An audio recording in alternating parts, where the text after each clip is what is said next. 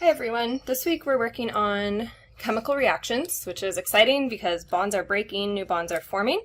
And so your task this week is going to be to look for observations or to become a good observer of chemical reactions, and then also to look for some examples of chemical reactions in your own life in the world around us.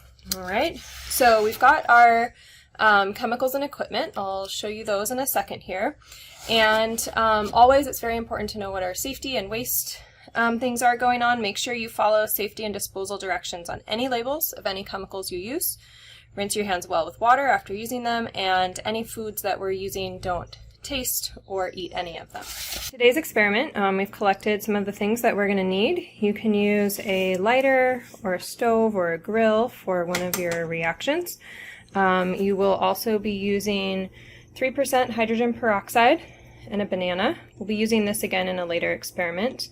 Whatever kind of vinegar you have, white vinegar is fine, but I don't have any right now. With baking soda, again, we'll be using both of those in a later experiment. You'll want a container to do some of your reactions in, some spoons, or just a regular spoon would be fine to measure, and if you have a measuring cup, fine, or you can estimate.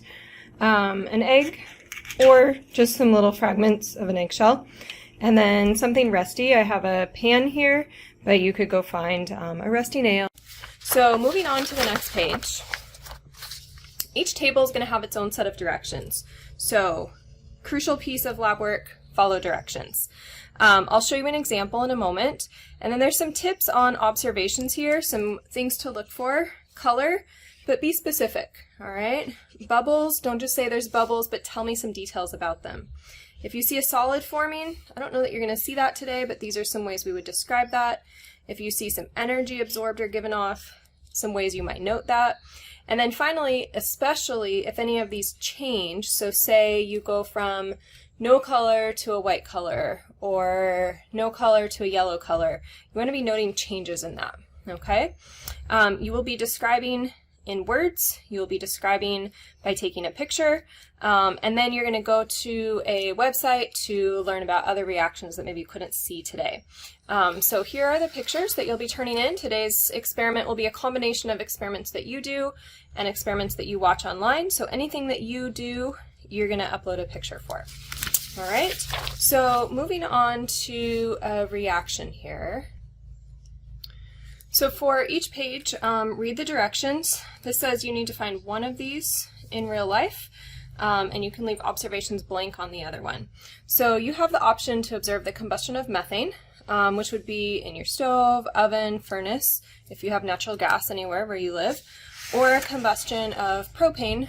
That would be, again, maybe in like a camping stove, an oven, or, sorry, this would be like something you'd see in a grill. Okay, so if we look at these tables, I'm going to do the one for propane here, okay? I'm going to carefully observe what's happening, and on some of these you might need to tap into the types of reactions that we learned about. So this is done for you, but this is a combustion reaction, okay? Then follow these directions here. It says to balance and add the states, okay? So let's say I'm working on propane, or I can, just for the sake of something that's indoors right now, use a little lighter here, okay? This would be a butane lighter, likely. But I want to think about the state that this starts as. So if I turn a gas grill on, I can hear the gas coming out, right? The gas coming out is the propane. And so because it's a gas, I'm going to put this little G here for a gas. And it's going to burn in oxygen. So think about what state is oxygen, solid, liquid, or gas, or aqueous. It's going to be a gas as well, okay? This little symbol here, this delta, means that we have to add heat. So if you turn a grill on, it doesn't catch fire until you add some heat. And then if I think about my products, carbon dioxide, we know that that's a gas at room temperature, and water is also a gas at room temperature. Okay, so that's adding states. You're going to do that on every experiment based on your observations. You also need to balance this. So as I look here, without even counting inventories, I can see that I have 3 carbons and 1 carbon. So that tells me I'm going to put a 3 here. Balances my carbons out. Next, look at the hydrogens. Leave oxygens till the end in these. So I have 8 hydrogens, and here I have 2. So that means I need 4. 4 times 2 gives me 8. And then finally I can add up the oxygen. So here I have 6 oxygens, and then here I have 4 oxygens, so that's 10 oxygens on the product side. To get 10 over here, I need to put a 5 there. Okay, so that would be balancing and adding those phases. Putting it into words, so that would be something like propane gas burns in oxygen gas to produce carbon dioxide and water vapor, or water gas, you could say, along with heat and light. So basically the way you would talk to someone about this, if you were describing both the chemical reaction that you're seeing there and also what I see in my little flame. Okay, so observations before the reaction. Before I start sparking my little light here, really there's nothing to see. No color, no gases. During and after the reaction, now I'm writing about what I see here, and so I notice that there's a bit of blue at the base of the flame and then orange on the rest of it. So blue flame at the bottom, and then orange flame, which is cooler and less clean, at the top. And then I really don't notice any smell, no colored gases, and sometimes what you don't see is also just as important as what you do see. Okay, so that would be looking at my propane reaction. All right, as we continue on to the next pages then, you're going to do a little reaction that we'll revisit again later in the semester. This would work well in like a container of hydrogen peroxide and a small slice of banana. Bananas work really well, but if you have to, you could try a different kind of fruit. Okay, again, type of reaction, fill that in, phases, including balancing. And because the peroxide, if you look at it on the bottle, is 3% hydrogen peroxide, that means only some of it is hydrogen peroxide. So you might be thinking, hey, it's a liquid, but it's also mixed with water. And so when something's mixed with water, the phase that we put is AQ for aqueous. Okay, so that's something to think about there. Also, you'll want to think about, is this water a vapor like we saw in the last one, or is this water probably a liquid? Okay, again, words, observations before and after. Next one is going to be a video that you watch. So you're going to watch some water decompose into hydrogen gas and oxygen gas. Yours is going to look a bit different than that. So you'll watch that video and make observations. Next table over, you're going to react acetic acid, which is vinegar, with sodium bicarbonate, baking soda. So you'll do this and observe. And for the type of reaction, this is similar to double displacement, but we've got a bit of a decomposition reaction folded into that. So this suffices to say it's like double displacement. Then you'll do, again, a vinegar, but with a different base. So here you're going to either come back to pictures from lab 3, where we did the egg, or get a little bit of eggshell, add a little bit of acetic acid to it, and see what happens. Okay, again, add states. State and phase we use interchangeably sometimes, but use states and then also balance this out. Okay, next page. This is where you want to take a look at something that's rusty. Okay, a nail, car, pan, whatever. Observe it, and this reaction is going to happen at a different pace, different rate than the other reactions. So you'll think about that. And then you'll also think a little bit about oxidation and reduction. So that's going to be from chapter 5b, that you want to go back to that oxidation and reduction and tie that into our reaction. All right.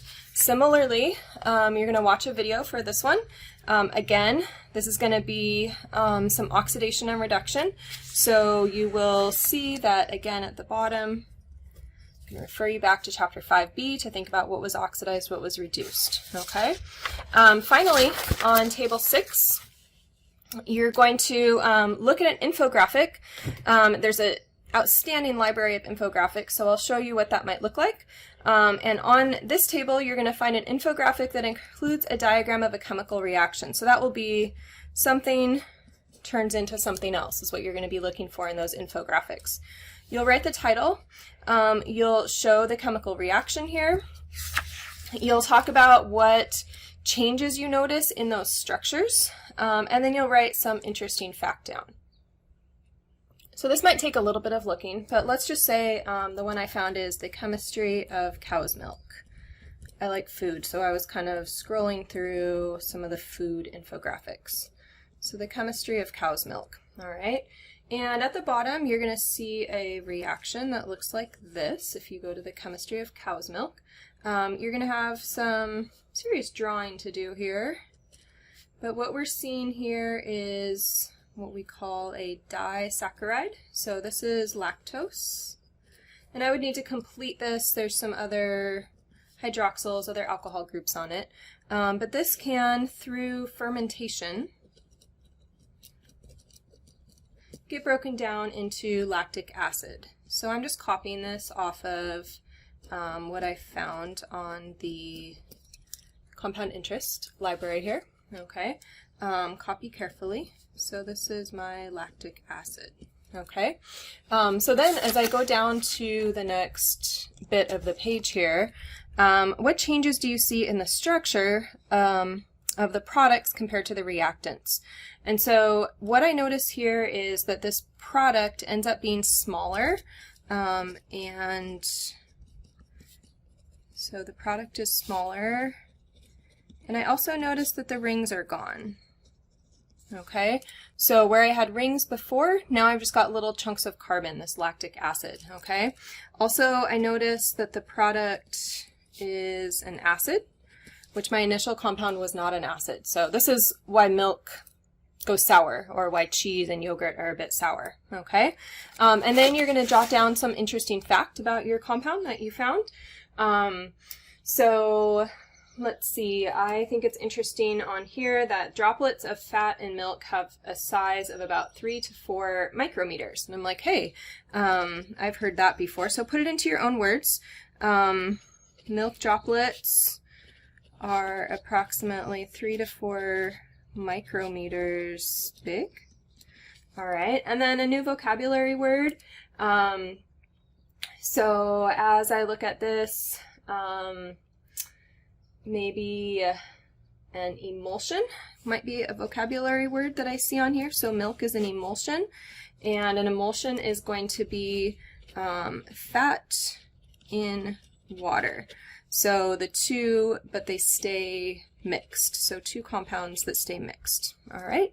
So you'll learn a little bit about something of your choosing on this page, and then you will go from there. All right, so I hope that gives you an idea of what this week's lab looks like.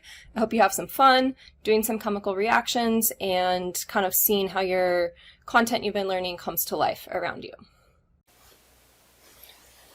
Taking a look at this compound interest, compound chem infographic website. So when you go to the website, you're going to see something maybe that looks like this. If you go to this index, the index is going to help us out in searching through things. Okay, so you can see there's different categories here. They're wrapped a bit funny, but alcohol chemistry, analytical chemistry, atmospheric, colorful chemistry, crime scene, it just goes on and on. There's so many different things. Poison chemistry. And so what you want to do is click on one of these categories that interests you, and you're going to see a bunch of different infographics. There's a few you can't click on because they're in a different publication, but it's just great stuff. So what you're looking for, say I land on how plant milks compare to cow's milk. All right, and I check out this infographic. Actually, that wasn't the one I wanted. So I'm looking for a chemical reaction. So let's go back to food again. And so as I look at some of these, and keep going, coffee chemistry, I see lots of chemical compounds here, but I don't see a reactant product, so something changing. So here would be an example with eggplants of bitter flavor and browning. So do you see we have our initial chemical, and then it turns into something else, and it turns into something else. That would be a good example of a chemical reaction, okay? And then here's another one, why is milk white? Here's another set of chemical reactions, kind of simplified. So here's some lactose, ferments, turns into lactic acid. So that's what you're looking for as you look for chemical reactions, and you're going to find one of those and include it in your lab report.